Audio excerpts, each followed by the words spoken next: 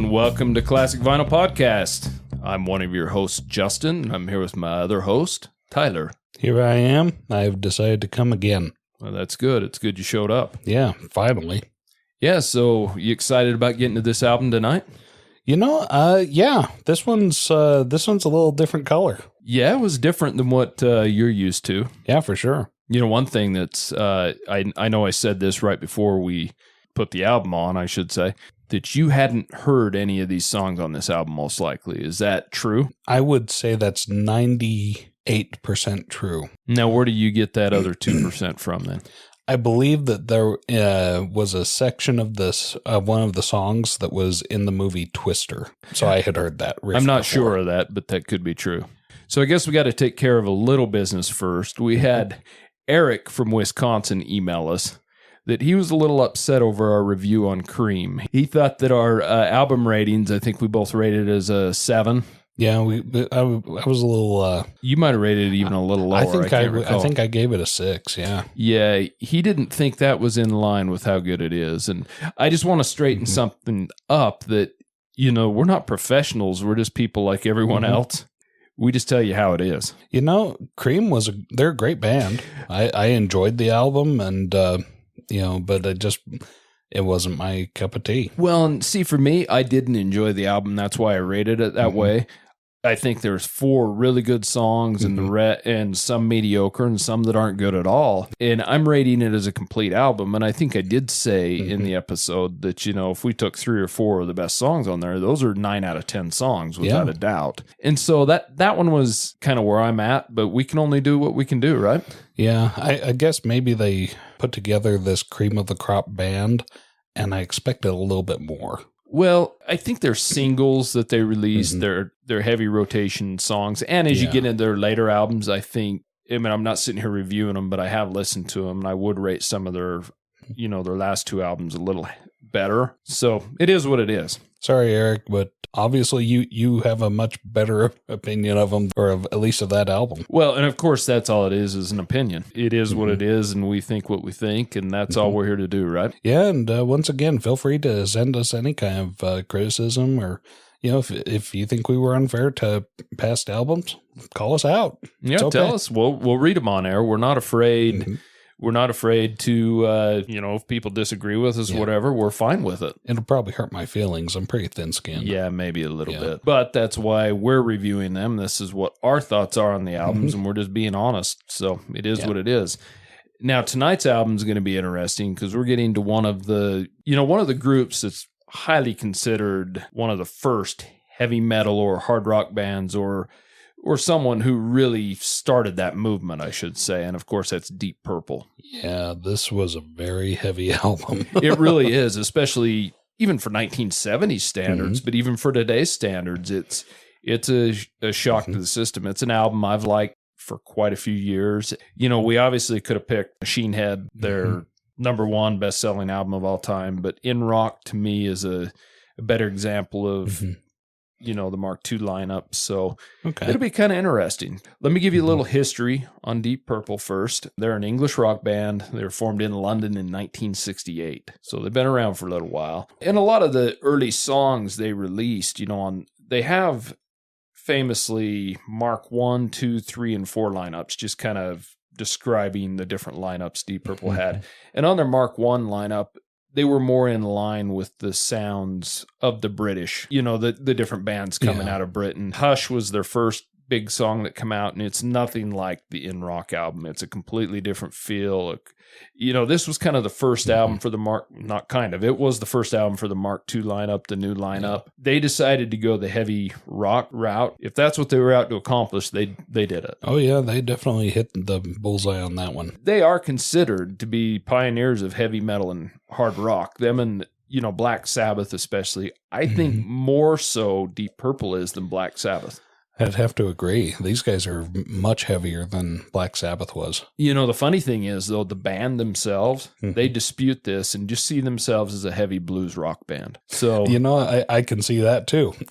Yeah, it's a little of both. And I think one thing that sets Deep Purple, especially in the In Rock album that we'll get into apart from other heavy metal, is the use of the organ in this. Yeah. Deep Purple, they've sold over 100 million albums worldwide. It's nothing to scoff at there. Mm-hmm. I mean, they're a very popular band, even through all their different lineup changes and things.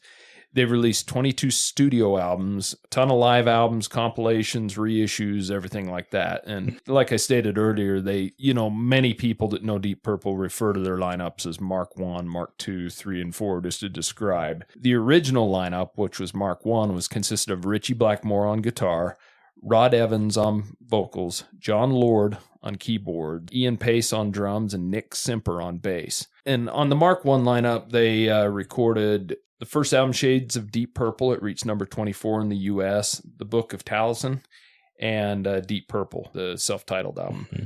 Also, the Mark 1 lineup, their big hit was Hush. It reached number 4 on the U.S. charts. Oh. And it is completely different music than this. And they also did a cover of Neil Diamond's Kentucky Woman that reached number 38 in the U.S. So those are kind of their big hits, before they got to the Mark II lineup. Now, the Mark II lineup consists of Ian Gillan on vocals, Roger Glover on bass, and they actually replaced Evan and Simper. Mark II lineup is considered their most successful, their most well-known and popular lineup. They released the album In Rock that we're going to do tonight, which it reached number 4 in the UK, number 66 in the US. Fireball reached number 1 in the UK, number 32 in the US. Machine Head, which is their most popular, reached number 1 in the UK, number 7 in the US. Made in Japan reached number 16 in the UK, 6 in the US. And Who Do You Think We Are was 4 in the UK and 15 in the US. So most of their albums are in the top 20 on these Mark II lineups. Yeah, these guys had a style of their own that really resonated with people. Oh, it's certainly a different style. And I mean, you can tell the beginnings of hard rock in this. Yeah. I mean, this album, it kicks right off the beginning. Mm-hmm. But so if we get into the Mark III lineup, they actually replaced Ian Gillan, the vocals, with David Coverdale, which David Coverdale famously started the band Whitesnake in later years. That's where you know him from. And Glenn Hughes, who was on bass and vocals, and that replaced Ian Gillan and Roger Glover. Mark III albums were Burn, which reached number 3 in the UK, number 9 in the US, and Stormbringer, which was 6 in the UK and 20 in the US. Mm-hmm. And then on the Mark IV lineup, you had Tommy Bolin on guitar, replacing Ritchie Blackmore, who had actually founded the group. Some people feel like that's kind of when the group ended in a lot of ways, some don't. And they did have mild success. They released an album, Come Taste the Band, reached number 19 in the UK and number 43 in the US. So it wasn't too bad. Yeah, it wasn't a failure. There was multiple bands to and from Deep Purple that there's just a whole family tree feeding into Deep Purple. Too many to mention. Well, it sounds like these band members went other bands, and they come from other bands, and there's a big family tree that you could do a whole episode on to go into that. So it's a little deeper than we're going to go today. The band actually split in 1976. They had a ton of reunion shows, right? Mm-hmm. And then they actually had a Mark V, a Mark VI, a Mark VII, a Mark VIII, up to a Mark IX lineup that aren't near as popular, but just all kinds of different lineups. The popular Mark II lineup that had the most success, they did revive that band for about 5 years during the 80s. You've had a lot of popular guitar players like Joe Satriani, Steve Maurice, Don Airey. They've been in the band. Ritchie Blackmore, John Lord, Paice, Gillan, Glover, Coverdale, Evans, Hughes, they were all inducted into the Hall of Fame in 2016 with the band. Pretty much all the band members from the early, Mark I through Mark IV were inducted into the Hall of Fame with the band. It's kind of interesting. So you're ready to get to the album? I am. And now it's time for the album review. Okay, so Deep Purple in Rock. It was released on June 5th of 1970. It's the band's fourth studio album, but it was actually the first album recorded with the Mark II lineup like we talked before. And once again, that's Ritchie Blackmore on guitars, Ian Gillan on vocals, Roger Glover on bass, John Lord on organ, and Ian Paice on drums. They recorded this album at various studios in the London area. They had multiple engineers, Andy Knight, Philip McDonald, Martin Birch. And Martin Birch actually produced the rest of their albums up to 1976 after this album. In Rock reached number 4 in the UK, which is pretty amazing considering how heavy this album is, which kind of tells me the UK people were maybe ready for it more than the US was. Probably so. I mean, it only reached 43 in the US, which isn't bad. Certainly not in the top 5 like it did in the UK. And this mainly was Deep Purple's attempt at recording heavy music after hearing Led Zeppelin's debut album, because I thought this is heavy and we want to outdo that. Right. And that isn't disputed by them. I mean, Ritchie Blackmore says that's basically what they went in. We need a heavier sound. Led Zeppelin's the new sound. We want to be heavier than that. They accomplished it. Yes, they did. There's no doubt about that. Now, the cover of the album is kind of interesting. It features Mount Rushmore. It's a picture of Mount Rushmore. But instead of the presidents, it's got all the band members on the faces, and that's where you get the in rock. I think it's kind of a double meaning, obviously. Yeah, play on words there. And another interesting thing about all the songs on the album, no matter who wrote them, all the songs are credited to all 5 band members, which I like when groups do that because it seems more like a group than having a storm ahead leader in a way, Yeah. They had one single that was released not off the album, but for the album, which was Black Knight. It's obviously not contained on the album. That reached number 2 in the UK and number 66 in the US. And funny enough, they released the single the same day as the album, which is kind of strange. They generally would release a single leading up to it to generate interest and things in it, but they didn't do that. So how does the song Black Knight compare to the songs on this album? Is it a good example of what Deep Purple is? It is. And we actually probably should have listened to that to review this, but of course we're just reviewing the album. The one difference about the US album as opposed to the UK album is the opening song Speed King has like a 1 minute, it's kind of an instrumental intro, and it's known as Waffle, WOFFLE. It is not included on the US album, so we didn't hear that because that's what we listened to was the US vinyl. And it's kind of interesting. We'll have to listen to that one time. I've listened to it before, but it's kind of neat just to have that on the song. Yeah, I guess I can understand why they would release the, just to back up a second about releasing the single separate from the album. If you buy, maybe this is a way of the band like offering a gift to their listeners or their fans, like, hey, we're not going to make you buy the single separate from the album. The single's going to fit with the album, so you're not going to have 2 copies of the same song. You're going to have something that complements. Yeah, and I mean, that was commonplace back then, especially in Britain. The Beatles were common with it, where they'd release a couple singles and then release the companion album to it, but they wouldn't put those singles on the album, right? So people would have to buy the singles if they wanted them, but then they bought the album, they weren't buying the singles again. A couple of things with the Beatles, like when they did Revolution as a single, and then it was on the White Album, but it was a different version. So that was kind of what you're kind of playing to what you're saying, is they didn't want people buying that song twice. And that's kind of what, I kind of like that in a way, but then at the same time, it's separated from the album, right? Yeah. So if you want to listen to, Black Knight, you're going to have to buy the single. Well, exactly. But at least you don't have to buy it twice. Yeah. But the fact that they released it the same day doesn't make much sense to me, because generally you release a single, weeks before the album to generate the interest in the album. And so you can, get that going. But it's just kind of strange that it was released the same day, completely separate. But on the 25th anniversary reissue of In Rock, Black Knight single is included on the album, along with some other outtakes and things. So, and this has been a pretty popular album. It's sold over 13 million copies. Not a bad album for them. In fact, it is the only Deep Purple album that has a book written about it. Oh, really? It's called The Story of Deep Purple in Rock. I haven't read it. I think with their famous Mark II lineup and going to this heavy music, it was a turning point, not only, especially for Deep Purple, but for music in general. I don't know what a lot of people say, but, it's funny that Deep Purple themselves refute the fact that they're the beginning of heavy metal, because I think in a lot of ways, sit down and listen to this album if you haven't, and tell me if you don't think this is different from everything else coming out in 1970. It's pretty hard. Yeah, it is. So I think it's time to get the album. You're ready to go? Yep. So here's side 1.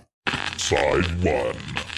So it opens up with Speed King, and boy, does it open up. Super heavy introduction. Yeah, this is a heavy song. It really is. Mm-hmm. It's got an amazing bass riff. This whole song was developed from a Roger Glover bass riff that he actually was intending to emulate Jimi Hendrix's song Fire. He had heard Fire and he thought, I love that bass riff. He wanted to turn it up, make it heavier, and he did a good job. Because it sounds just like Hendrix. Yeah, but in a heavier way. It's kind of strange. But and this is kind of the thing about this whole album, and I love the album, but the vocals are kind of strange in it. And I mean that because they're kind of almost in the background with a lot of reverb and a lot of echo on them. You know, some songs are worse than others. It's hard hearing the vocals. Now, I haven't listened to the new remaster, so I don't know if they brought those vocals forward or not. It's kind of the way I'm used to hearing it, right? I didn't hear very many of the lyrics. No, I did catch him say, I am the Speed King a couple times. Yeah. Well, during the chorus, And this song was originally known as Kneel and Pray. It was a live song that they really, just developed over years of playing it live into this heavy song. So, and obviously this is the song that originally had that 1 minute instrumental intro called Waffle on the UK album, but not on the US album. As far as I'm concerned, with this song, it's got, good guitar in it, but this isn't one of the songs that's super prominent with guitar. The bass is definitely more prominent on this than anything. The bass is the star. Yeah, it is. Yeah. There is good drumming in it. But there's a really good mix there with the keyboard and the guitar. Yeah, the solo with the keyboard. Yeah, I'd call it a duet because the guitar complements the keyboard. Well, it kind of starts with a guitar solo, then it goes into a keyboard solo, and then they kind of mix in. They mix in, It's pretty cool sounding, but the guitar, with the exception of that solo and the ending's like a crazy, messy guitar sound. It does that crash ending that's very typical of heavy metal. Yeah, kind of in a way. And you know what I like? It's hard to call, when I say the word heavy metal or hard rock, I'm not thinking like Megadeth and Metallica and those Anthrax and those kind of things, because this is completely different music than that. No, this is like a really heavy blues rock. It is. It is like a heavy blues like 10 years after or Led Zeppelin or something like that, but turned up to 10, sped up and turned up. Well, not to mention that these guys are all just beating the crap out of their instruments. These guys are playing their guts out. Yeah, in an amazing way. Yeah, and it sounds good. I mean, it's not enough to get you discord, enough that it's just really heavy, really hard rock.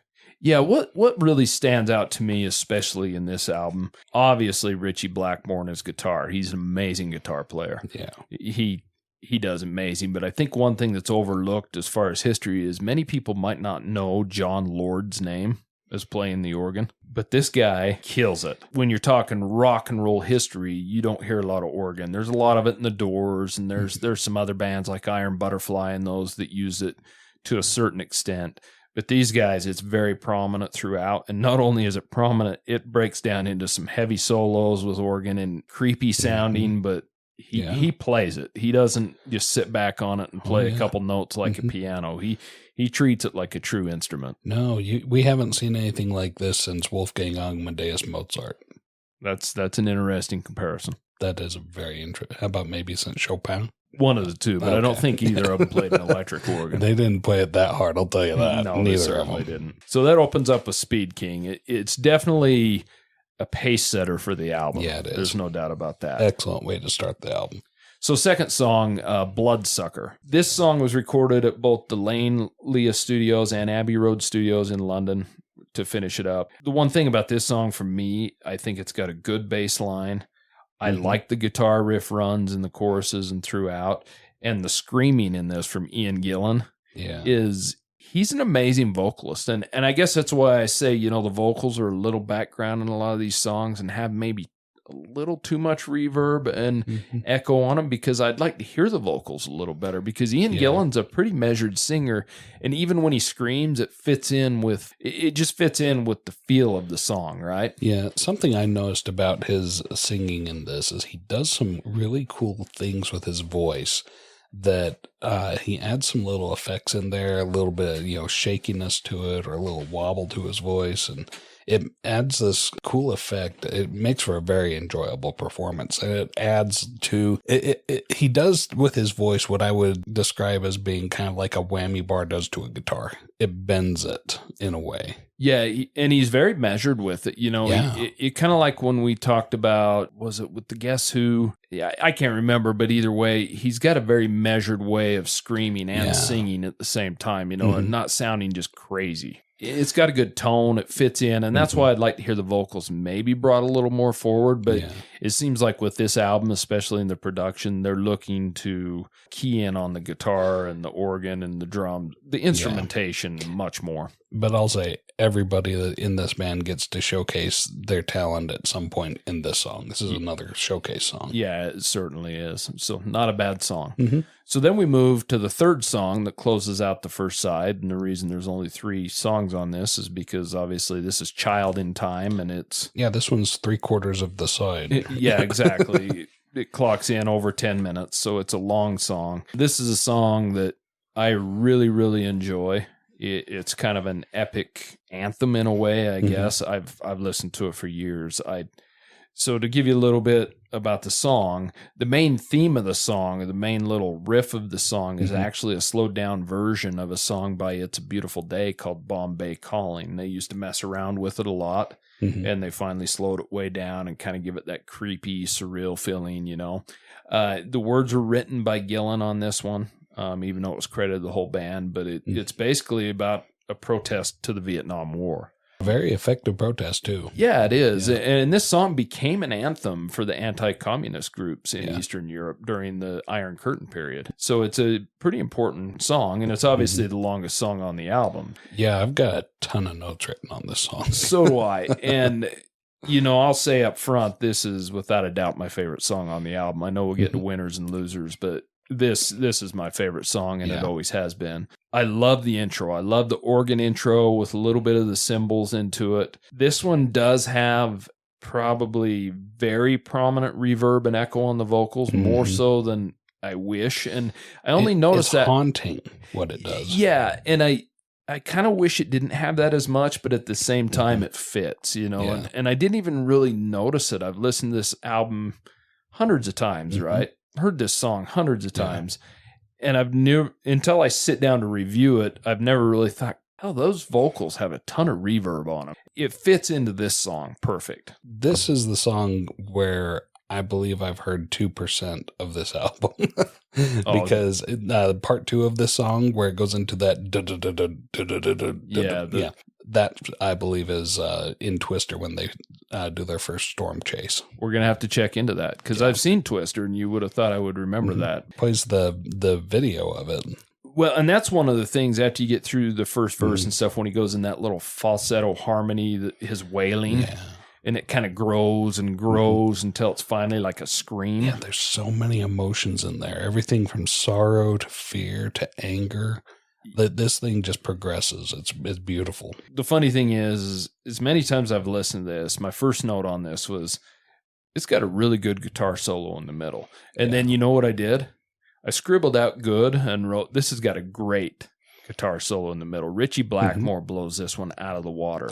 And I love this because it kind of comes up to a semi-crescendo in the middle, but then it slows way back down and goes back to that main little slow riff, you know, back to the organ, the main riff, you know, from Bombay Calling that they kind of worked out. Dun, dun, dun, doo, doo, doo, doo, doo. And it's kind of haunting in a way. I just love it. You know, the lines drawn between good and bad. This song, I could say a lot of things about it. I just absolutely love this. I love the wailing at the end, especially. Gillan goes absolutely crazy at the end, wailing into a huge crescendo with organ solo, and then he just ends it screaming. And, you know, it kind of reminds me of A Day in the Life by the Beatles, the way that ends with the big note on the 5 pianos, but this is like in a hard rock fashion, you know. It's with a keyboard. Yeah, it's just kind of because it does. It builds and builds and builds at that end, and you got the screaming, and then boom, you know, it just ends with that one note hit on multiple instruments, and there isn't much I don't like about this song. No, I'm going to jump into lyrics like I always do. This is one song on the album where I can understand what the lyrics are saying, or at least some of them. And it's very well written. The blind man shooting at the world. That's an excellent representation of war because it's just so dangerous that you've got a person who can't see what they're shooting at that's firing a lot of bullets. I mean, that's kind of a rhetorical statement and a literal statement, isn't it? I mean, it's got visionary lyrics, but they all mean something too. Mm-hmm. And that's one thing you notice through this. You've got a lot of like anti-war songs and anti-drug songs at the same time. And you wouldn't think of a hard rock band as being anti-drug. No. And I don't know how anti-drug they really were. And to have like a heavy song, because typically soldiers like heavy music, especially, modern day. They're very much into the heavy metal type stuff. Yeah, don't you think Child in Time, though, it has like the perfect... I love how it just starts slow and just has that dun, dun, dun. Yeah. You've got that, but then it just builds and builds. Yeah. Until it's about ready to blow up, and then it slows back down. Yeah. And then it does it again, but at the end, this time, it does blow up, right? Yeah. A lot of what war is that build up to the battle comes, maybe it ebbs a little bit. It's not a full on fight. Somebody chickens out and retreats, and then it builds up again. And then somebody chickens out and retreats, and then they've decided they're backed into a corner, and then so it builds up again. Then it really takes off. Yeah, but I think you are right. This song, probably out of any of them on the album, you can hear the lyrics the best, and that's just because the lyrics are sang during the slowdown portion of the song, and all he does during the sped up part is wail, and scream, which I think it fits in perfect with this song. Yeah, the other lyric that I wrote down that I really like is he talks about wait for the ricochet, meaning that a bullet has two chances to kill you. Just because it missed you on the way in doesn't mean it's not going to ricochet and get you on the way back. I don't see that as literal with a bullet. I see it as being like when you come home from war and you have injuries or mental issues or PTSD, which wasn't really known as at all that of that time, baggage that you're taking on that you don't even know about. That's how I take that as, but I guess it can have kind of a double meaning there, right? Yeah. Well, once again, we're sitting here listening to the same song, and you're getting that, and I'm getting this, and it's the same song. It's beautiful. Well, that's what music's about, right? Yeah, and this actually made me wax a little poetic. I have to read what I wrote down here. I said, war is an adrenaline-fueled murder rampage by two enemies using their friends as swords and shields. Yeah, that's a good way to put it. And that's what this song was saying to me. There's a good point in being anti-war. What's funny is the one good thing that come out of the 60s and 70s, especially, when we're talking music, is you look at how many songs were written against the war. I think at the time people thought that, maybe minds are changing and the new generation isn't going to be the same, but it's unfortunate because we are. Yeah, we're still fighting battles. Yeah. I don't think it'll ever change. No. But Child in Time closes out side one of the vinyl. It's an excellent song, but now we're on to side two. Side 2. And it opens up with Flight of the Rat. A very fast song. Yeah, this is a pretty fast song. And this is the second longest song on the album. This one's 8 minutes long. So this was the last song they recorded. And they recorded this one at Delaney Studios in London. It's kind of funny because Roger Glover actually did a rearrangement of a Russian orchestral interlude. It was named Flight of the Bumblebee, but they changed it up so much. And they named it Flight of the Rat. And this, according to the band, is actually an anti-drug song. You can kind of hear that little bit of that Flight of the Bumblebee at times because it's a very fast song. Yeah, it is. And, I was listening to some of the lyrics getting kind of into the Tyler fashion, Yeah. When I was 17, my mother said to me, be careful what you touch. You shouldn't take so much. So it's kind of interesting because it does, refer to drugs and taking certain things. And so, it's really interesting song. I really like the use of the organ in this. It's got really good guitar in this song again. And then it gets amazing after the organ in the middle of the song. this song, if you want to really check out John Lord's amazing playing on organ, the organ solo in this is the best on this album, in my opinion. I believe that. This song's got some really excellent performance. Once again, one of the things I think about this is they have substituted drug abuse for drum abuse. Yeah, because it does have an amazing drum solo and he in beats the crap out of his drums. But I feel so bad for that drum set. But in a measured way, and it sounds good, you know. And that's the thing is, I say that drum abuse, but like I just really would hate to be the drums after he's done playing. But boy, he plays them so good. Well, and I made one note on this song that this is the best song musically on the album. Yeah. I think it's the song that shows off drums, the guitar, and the organ, keyboards equally. Yeah. And it's funny because in a lot of their songs, they switch from a drum solo to a keyboard solo to a guitar solo to a keyboard and guitar solo, and they mix it in, but they make sure you get a taste of all of that. I jotted down, these guys played this song to pieces. Everything was smoking when they finished, including the studio, and maybe that's why they this was the last one they recorded at that Delay and Leah Studios. Maybe the studio burned down because they started a fire with them. Or they got kicked out. That could be too. Because one thing you can say about this music is, I would say, even look at Black Sabbath, okay? This is one notch above Black Sabbath. Black Sabbath is a little slower and creepier. Yeah. This has got some serious runs. Some of it, funny enough, some of these songs kind of remind me of what Judas Priest later did with their things. They did something different with it, but it has that feeling to me. Yeah, these guys show you just how quickly and accurately they can pick out every note and every strike of the chord, whatever. It's awesome to watch these guys and listen to them. Whereas Flight of the Bumblebee uses the violin to do that. They do the same thing with the guitar in Flight of the Rat. Yeah, this is just an amazing song and one of my favorite on the album. I think, like I said, musically, it's the best song as far as showcasing everything together, and it's just a good song. For sure. So we move on to the next song, Into the Fire. This was written by Roger Glover. The lyrics is a warning against drugs, so another anti-drug song. It's got an ominous marching beat to it that just, continues to march, Yeah, and to me, this song is kind of muddy sounding. It's not, I don't know if it's not mixed well or whatnot. To me, there's nothing really great about the song. The guitar's not great in it. There's nothing that really showcases it. The organ's not super great. The drums aren't great. It's just kind of a muddy sounding mix. There is something about this song that reminds me of The Doors. Really? And it's probably the keyboard. You think I would like that because I'm such a big fan of The Doors, but I'm not a fan of this song. I know. And that's what I feel bad saying that to you, because I know how dearly Jim Morrison sits within your heart. So.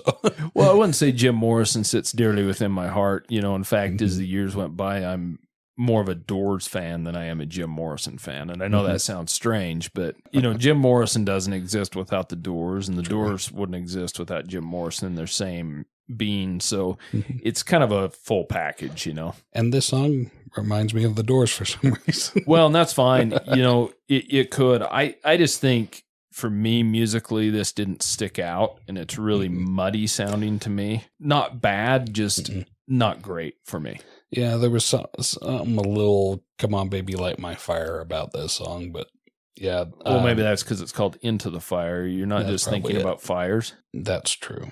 Who knows? Yeah. But it is about drugs. In fact, he talks about a mandrake root in this song, and we had to look that up, and it's actually a hallucinogenic root of a plant. Very popular in the Mediterranean area. Yeah, we're going to have to get us some of that. So this song actually fades into the next song, Living Wreck. And it's one of the earliest songs written for the album. Prominently features Ritchie Blackmore he does a guitar solo on an octave pedal, which kind of gives it that crazy sound. The song opens with drums and a scream from Gillan. This song has a really good, in fact, this one and Into the Fire, they have a good strutting beat to them. It does have a good beat to it. These two are a good pair to put together. It kicks into an instrumental break in the middle, which is okay. It's not the strongest on the album as far as I'm concerned, but it's pretty good. some warped organ sounds that are pretty darn good. And the distorted guitar in the main riff is good. It's not, Blackmore's best work, but it's pretty good.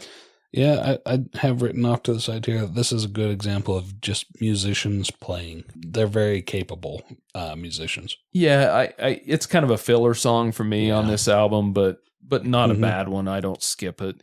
It sounds to me like Living Wreck is about an untidy and strange woman. It's what I've got here is that it sounds like she's someone that makes big talk of big promises, but just never delivers. Yeah, and it seems to me like she's just kind of a trollop that wants him, but he doesn't want to get into all the troubles she causes or something. Because she's a living wreck. Yeah, but it also sounds like he didn't find that out for a little while, so it might be too late. He might have been burned a couple times before, huh? Yeah. So an okay song, not a bad song at all. Then we move on to the last song of the album. It's a pretty short album, really, only 7 songs, and it's Hard Lovin' Man. Hard lovin', not loving. Yeah, they dropped the G. Drop the G. So this song was created from a Roger Glover bass riff that they, it kind of was developed out of a jam session with the band. Yeah, this is an excellent rhythm. I've heard this kind of rhythm in other songs like Barracuda from Heart, even a country song, Hooked on 8 Second Ride, Chris Ledoux, there's a dun dun dun dun dun dun dun dun. Yeah, it does have that galloping main riff. Yeah, just galloping is a good word for it. Yeah, it gallops throughout. So this, funny enough, is the first track they recorded for the album, recorded at Delane Lea Studios in London. I said I put a note that it was the second longest song on the album, over 7 minutes, but I don't think that's right because I think Flight of the Rat was a little bit longer. I think you're right, yeah. So I can't trust my own notes, but it is what it is. I like the opening riff because it's got that real creepy organ on it. This...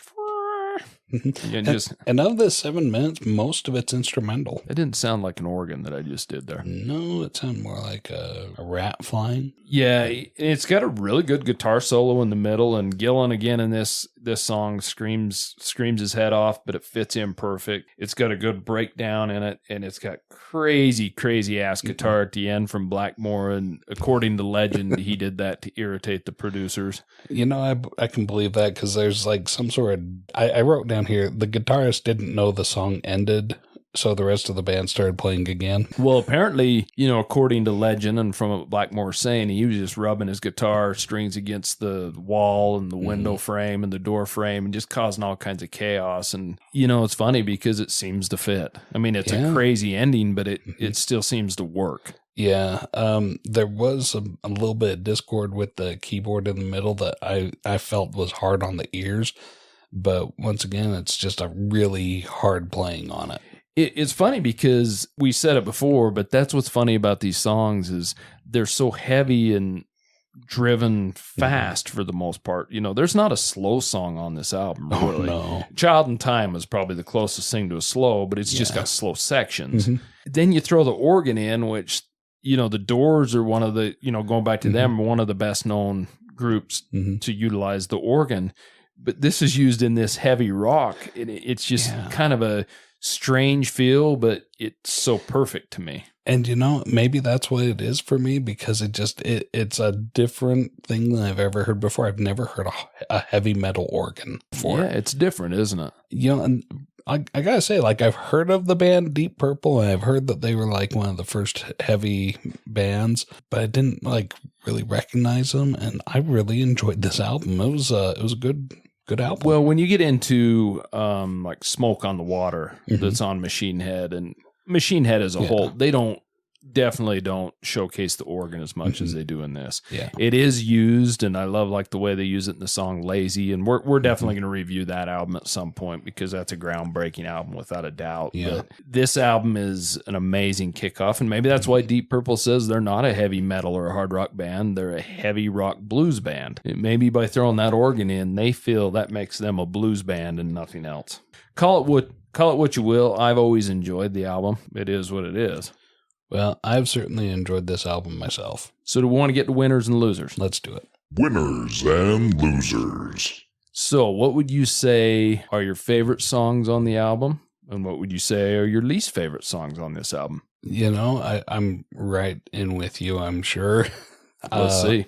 Child in Time is my top favorite. That was everything I could have hoped for in a song.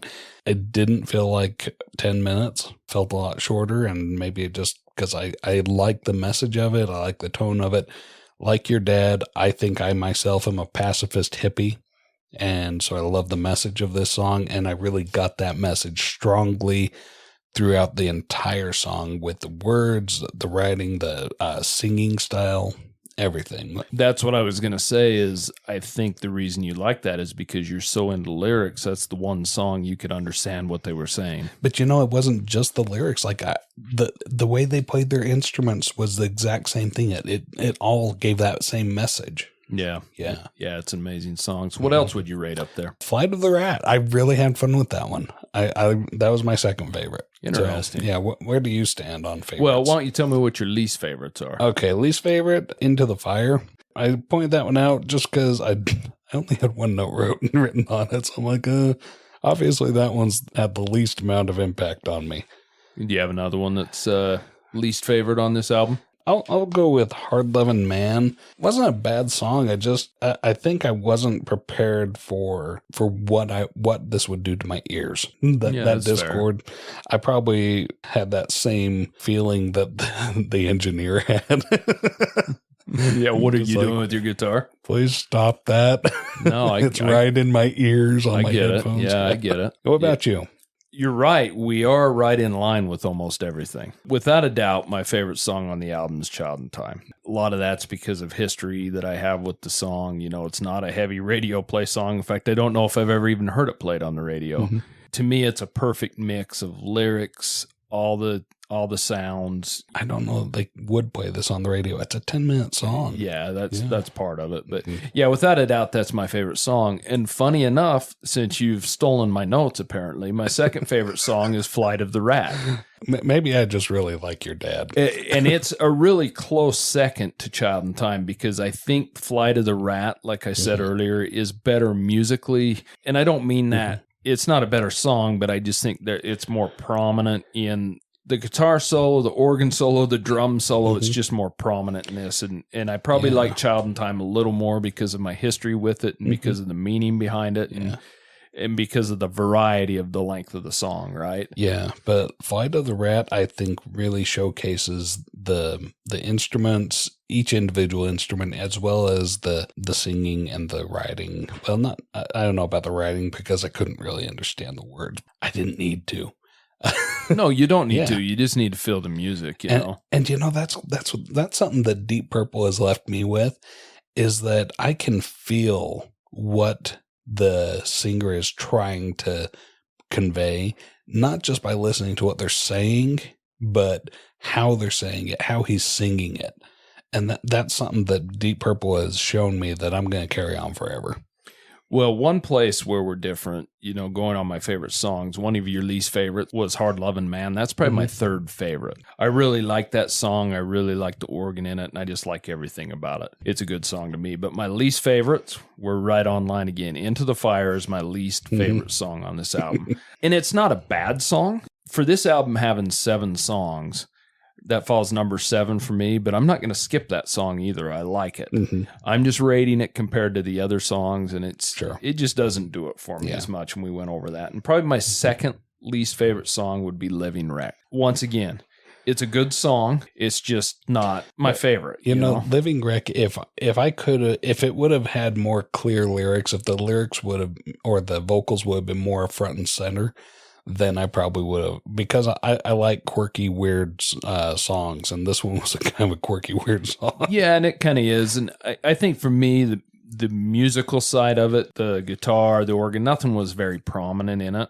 And when I say not very prominent, I mean compared to the other songs, right? Yeah, it's a Deep Purple song, but there's better Deep Purple on this album. Yeah, but this is a 40-minute album, and I'm not going to, when I sit down and listen to this album, or it's on my playlist or whatever it is while I'm working, I don't skip any of the songs. I like every song on this album, so take it with a grain of salt for what are my least favorite, because these are not songs I won't listen to. I still enjoy them. So is it time to get to the album rating? Yep.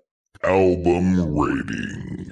So, out of 10, after listening to Deep Purple in Rock from 1970, What does Tyler rate this album after hearing every single song for the first time only? Yeah. Except for 3 seconds. Except for 3 from seconds. Twister. Yeah. Yet to be proven. Yeah, for real. I mean, that 2%, even so, 100% of this album was really good music. This was really good heavy rock. Blues rock, sure. I'll go with blues rock. Let's see. Is it my cup of tea? This is a British band. So is it my cup of tea? Not 100% my cup of tea. Still, with as much of a performance as they put on, I've got to go really high with them. I'll give them a 9. I was going to go with 8, but I'm going to give them a 9. And that's higher than I thought you would. I thought I was going to do lower, but these guys, they're a great band. And I think it's because they showed me how to listen to their music, not by just listening for what the lyrics are saying, but how the lyrics are being said. And that's really actually the reason that's surprising to me is, we kicked that off with Speed King, right? Mm-hmm. And I'm looking at you as we're listening to this, and I'm waiting for your reaction to be like, holy shit, what have you got me listening to? We listened to Cream last week and Guess Who the week before. Now, now you've got this, Yeah, Eric Clapton with the slow hand going into. Yeah, I mean, so that really surprises me that you enjoyed it that much. Yeah, but it was a lot of fun. So what about you? Where do you put this? Well, I think we're somewhat on the same wavelength on these. 7 songs leaves me wishing this was a 10-song album or a double album or something, because I like every song on this album. Even the 2 I told you were my least favorite, I like them.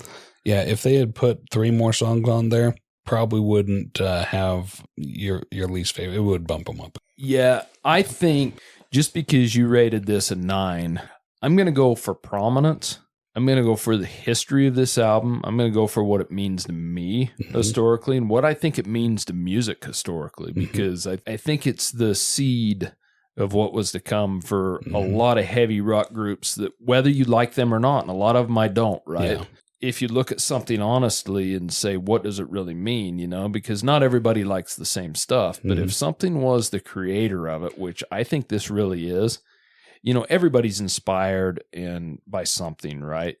And these guys, like we said at the beginning of the show, heard Led Zeppelin 1 and said, let's turn this up. Let's go to the next level, right? And I think they didn't do it. I think they went 2 or 3 levels above. I rate this album a 9.5 out of 10. That's really good. I don't know what would make it stronger, but to me, this is...